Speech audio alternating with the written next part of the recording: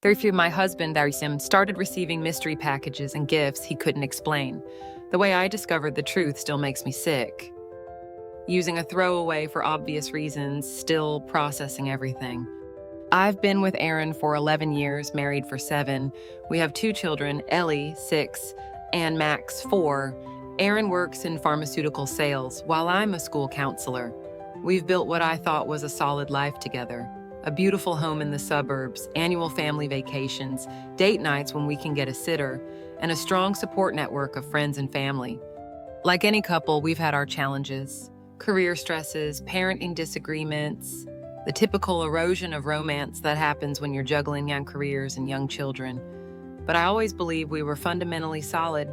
We communicated well, respected each other, and still made each other laugh. I trusted Aaron completely. The first unusual gift arrived about 5 months ago. I was sorting through the mail when I found a small package addressed to Aaron. Nothing suspicious about that. He often receives samples and promotional items for work, but when he opened it that evening, it was a high-end leather wallet.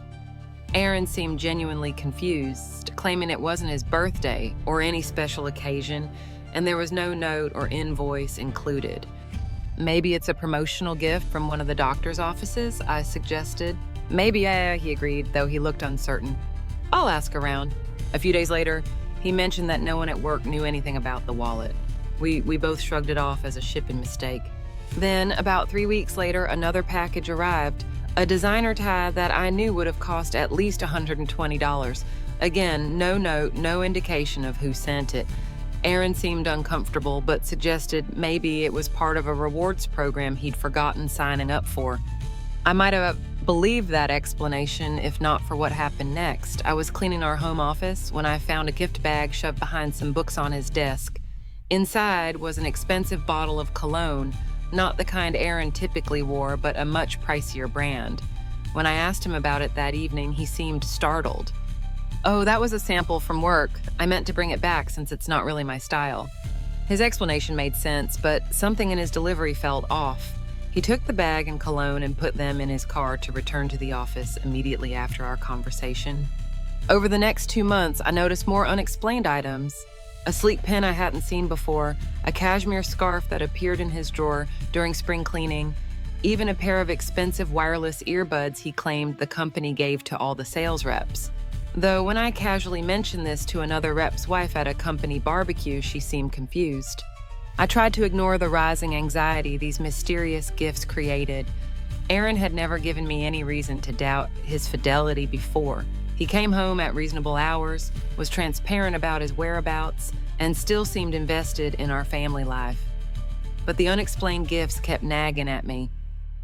The truth revealed itself in the most unexpected way. Ellie's birthday was approaching, and I was looking for the iPad we kept specifically for long car rides and emergency entertainment situations.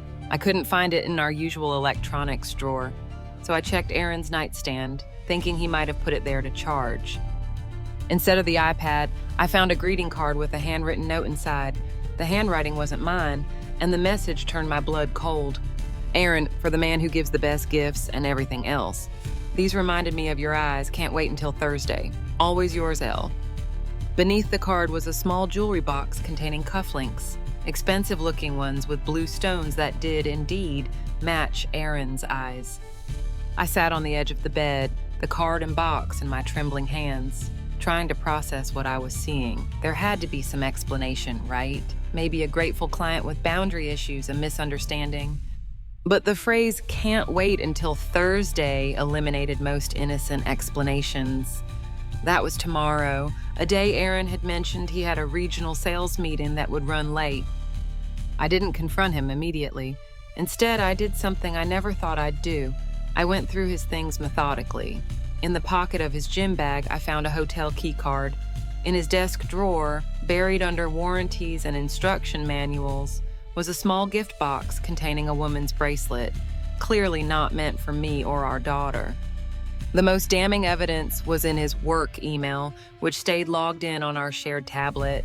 There, I found dozens of exchanges with someone named Laura C. The email started professionally, but evolved into clearly personal territory over the past 6 months. There were lunch meetings that turned into dinner plans, discussions about gifts they'd exchanged, and eventually explicit messages about their encounters. I learned that Elle was Laura Collins, a hospital administrator at one of the medical centers in Aaron's sales territory. The affair had begun at a healthcare conference about 7 months ago and had been continuing ever since. The gifts I'd found were just the ones Aaron had been careless with. There were references to many others they'd exchanged. My entire body felt numb as I read through their communications. This wasn't just a physical affair. There was a genuine emotional connection. They discussed books, shared inside jokes, and even complained about their spouses, Aaron describing me as increasingly distant and always tired, which felt like a secondary betrayal given how hard I worked to maintain both my career and our home life. I waited until the kids were asleep that night before confronting Aaron. I placed the card, the cufflinks, and the hotel key card on the kitchen table. When he came in from taking out the trash, I simply said, "Who is Elle?" The color drained from his face. He stood frozen for several seconds before sinking into a chair across from me. "How did you find out?" he finally asked, not even attempting to deny it. "That's your first question," I replied, my voice surprisingly steady despite the storm inside me. Not "I'm sorry" or "it's not what you think." "It started innocently," he began, launching into the classic affair narrative. Laura was interesting, attentive, made him feel valued. They connected intellectually. It was just lunch at first, then drinks, then more. The gifts were her idea initially, small tokens of appreciation that escalated as their relationship did. "And the gifts you gave her?" I asked. "The bracelet in your desk drawer? Did that come from our joint account?" He looked surprised that I knew about the bracelet, then ashamed. "Some of them. I've been using the personal credit card for most things." "Things like hotel rooms on Thursdays?" The bitterness in my voice was unmistakable. He nodded, his eyes fixed on the table. When I asked if he loved her, his hesitation was answer enough. When I asked if he still loved me, he claimed he did, but things had become complicated. The most painful part of the conversation was his attempt to partially blame me for his choices. He mentioned feeling unappreciated at home, claimed I was always too tired or busy with the kids, as if my dedication to our family somehow justified his betrayal. "Did you ever think about how tired I am because I'm carrying most of the mental and physical load of our family?" I asked. "Or consider talking to me about feeling unappreciated instead of seeking validation elsewhere?" We talked until nearly dawn. He revealed the affair had been physical for about 5 months. Laura was also married with one child. They had been careful, meeting at hotels, using work events as cover, communicating primarily through his work email, which I rarely checked. The next morning, operating on no sleep, I called in sick to work and arranged for my mother to take the kids for the day. I couldn't bear the thought of pretending everything was normal for them when my entire world had just collapsed. Aaron canceled his regional meeting and stayed home as well. He seemed genuinely remorseful, offering to cut all contact with Laura immediately, suggesting couples counseling, promising complete transparency going forward. He deleted her contact information in front of me and drafted an email ending their relationship while I watched.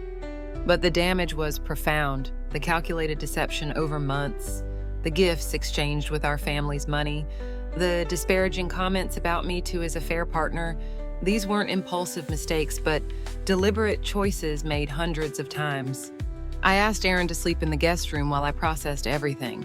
That night, alone in our bed, I cycled through rage, grief, and moments of shocking numbness. The foundation of trust I'd built my life upon had crumbled, and I couldn't imagine how to rebuild it.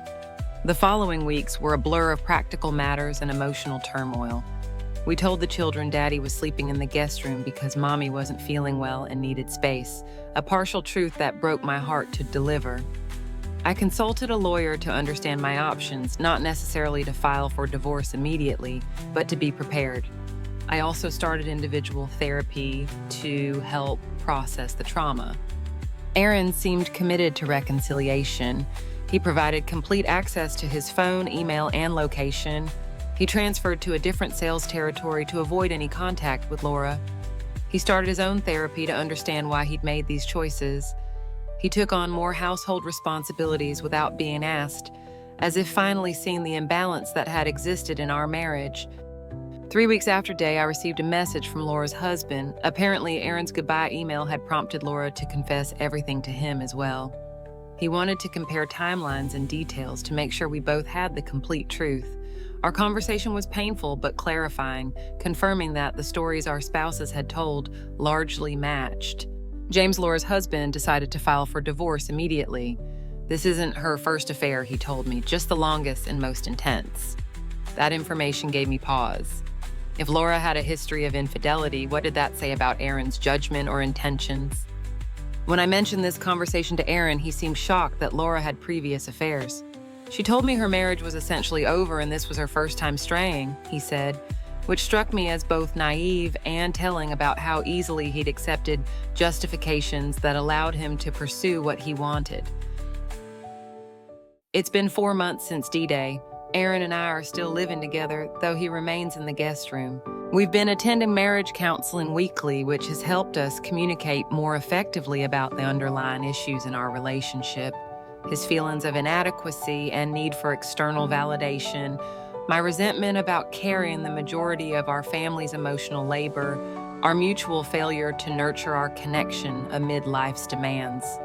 The children have adapted to our new normal, with the resilience kids often show, though our therapist has warned us that they're almost certainly picking up on the tension, despite our best efforts to shield them.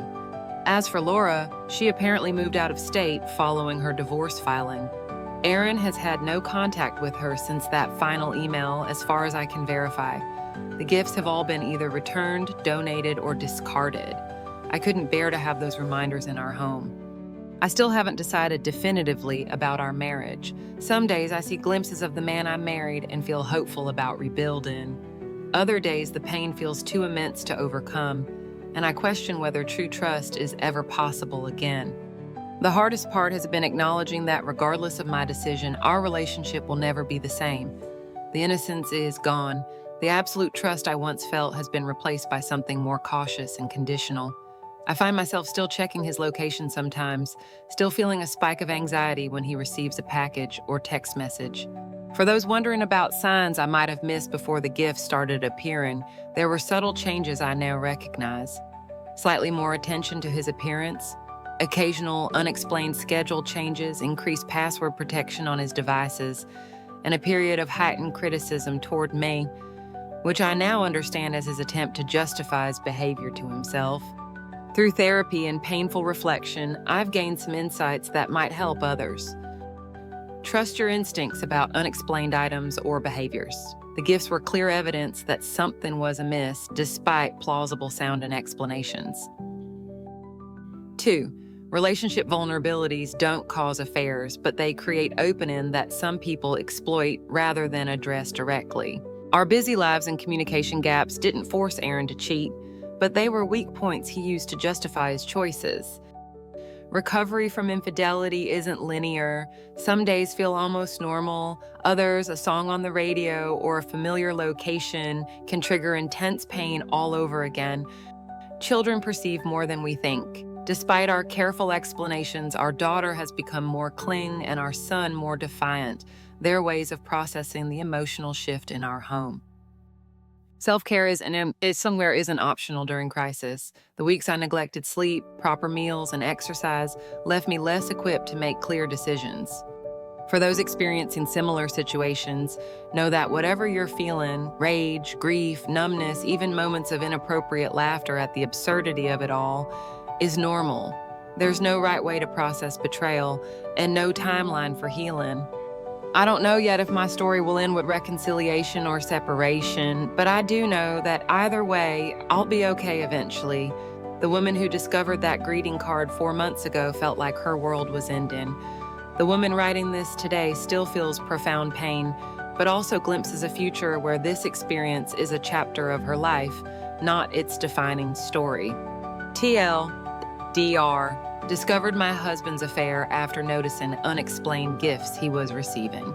Found evidence confirming a 6-month relationship with a hospital administrator in his sales territory. 4 months into attempting reconciliation, still uncertain about the future of our marriage. Ed1. Thank you all for the overwhelming support and advice. I didn't expect this post to receive so much attention. to address some common questions. 1. Have you been tested for STDs? Yes, that was one of the first things I did after discovery. All clear, fortunately. 2. Are you staying just for the kids? No. If I decide to reconcile, it will be because I believe our relationship can be rebuilt in a healthy way, not just for the children's sake. How did Aaron react to you speaking with Laura's husband? Initially defensive, then embarrassed. He was uncomfortable with me comparing notes, but eventually recognized I had every right to seek verification. Has Aaron shown genuine remorse or just regret at being caught? This is what I'm still evaluating. There are moments of what seems like deep remorse and understanding of the pain he's caused. Other times, he seems focused on the consequences to himself. Our counselor is helping us navigate this distinction. Why were you checking his nightstand? I was looking for our family iPad that we keep for the kids' travel entertainment. It wasn't in its usual place, and I thought he might have put it in his nightstand to charge. I'll update if anything significant changes. Thank you again for letting me share this story. Writing it out has been unexpectedly therapeutic.